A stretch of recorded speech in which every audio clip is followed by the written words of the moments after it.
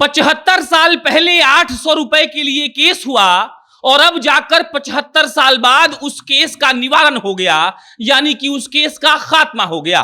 75 साल बाद 800 रुपए का कर्ज वाला केस अब जाकर खत्म हुआ है और यह केस इतना निराला है कि हमने सोचा कि आपको बता दी जाए।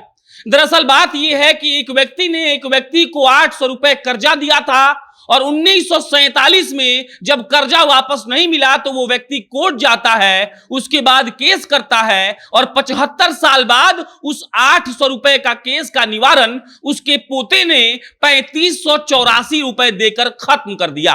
अब ये पूरा मामला आप समझिए और सोचिए कि भारत की न्याय व्यवस्था कैसी है। दरअसल बात यह है कि शहबाद जिले के चकरहसी गांव में एक गुप्तेश्वर प्रसाद नाम के व्यक्ति ने भिखारी लाल नाम के व्यक्ति से 800 रुपए लिया था। 1947 में जब भिखारी लाल ने गुप्तेश्वर प्रसाद से पैसा मांगा तब गुप्तेश्वर प्रसाद ने पैसा नहीं दिया और उसके बाद 1947 में भिखारी लाल ने गुप्तेश्वर प्रसाद पर केस कर दिया। वो केस 75 साल तक चला और अब जाकर गुप्तेश्वर प्रसाद के पोते सूर्यनारायण चौरसिया ने 3584 रुपए कोर्ट में जमा करके उस केस को खत्म कर दिया है। हुआ यह था कि जब उस वक्त शहबाद जिला था तब चकरहसी गांव के निवासी गुप्तेश्वर प्रसाद थे, उन्होंने पैसा लिया था और उसके बाद जब 1947 में केस हुआ तो 1970 में कोर्ट ने यह आदेश दिया कि गुप्तेश्वर प्रसाद को सारा पैसा लौटा देना चाहिए भिखारी लाल को। उस वक्त गुप्तेश्वर प्रसाद पैसा नहीं लौटा पाए और उसके बाद 1972 में शाहबाद बट गया भोजपुर जिला में और रोहतास जिला में। उसके बाद भी वो पैसा नहीं दिए तो 1991 में भोजपुर जिला बट गया बक्सर में और भोजपुर में और ये केस ट्रांसफर हो गया बक्सर में। उसके बाद लगातार केस चल रहा था। गुप्तेश्वर प्रसाद की भी मृत्यु हो गई, कर्ज देने वाले भिखारी लाल की भी मृत्यु हो गई और उन दोनों के बेटों के नाम पर कोर्ट से नोटिस जाता रहा, लेकिन कोई भी संज्ञान लेने वाला नहीं था। लगातार जब नोटिस भेजा जा रहा था और कोई केस का रिप्रेजेंटेटिव नहीं आ रहा था तब जज साहब ने गुप्तेश्वर प्रसाद के बेटे को और उसके बाद भिखारी लाल के बेटे को कोर्ट तलब किया। वो दोनों भाई साहब लोग कोर्ट पहुंचे और कोर्ट पहुंचने के बाद यह निर्णय हुआ कि जो 1970 में कोर्ट ने फैसला दिया था कि गुप्तेश्वर प्रसाद के परिवार को 700 रुपए भिखारी लाल के परिवार को देना है तो वो पैसा अब आप 6% ब्याज जोड़कर देंगे। यानी कि 1970 के बाद से 2022 तक का 6% का ब्याज जोड़ा गया और उसका हिसाब आया 3584 रुपए।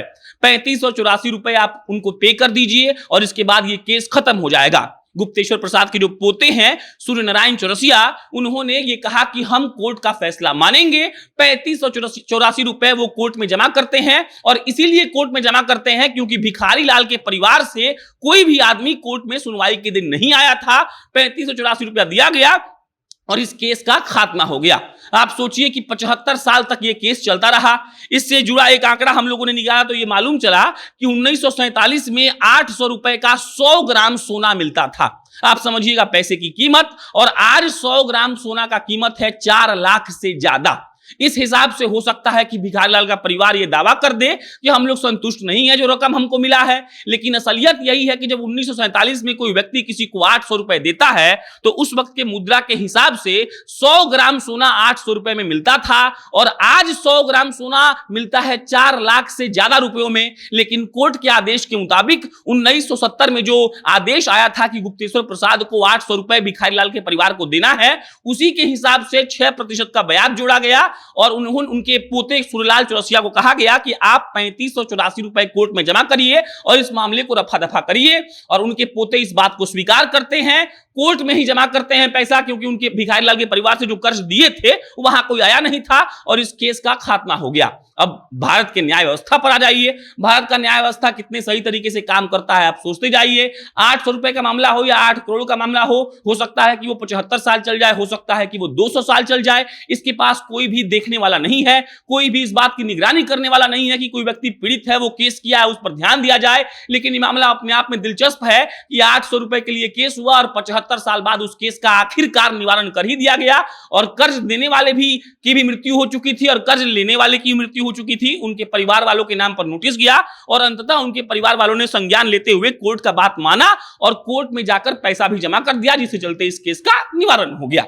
बाकी ये खबर पर आप क्या प्रतिक्रिया देंगे कमेंट बॉक्स में लिख के बताइएगा। मेरा नाम प्रशांत राय है, आप जनता जंक्शन देख रहे थे। बहुत बहुत धन्यवाद।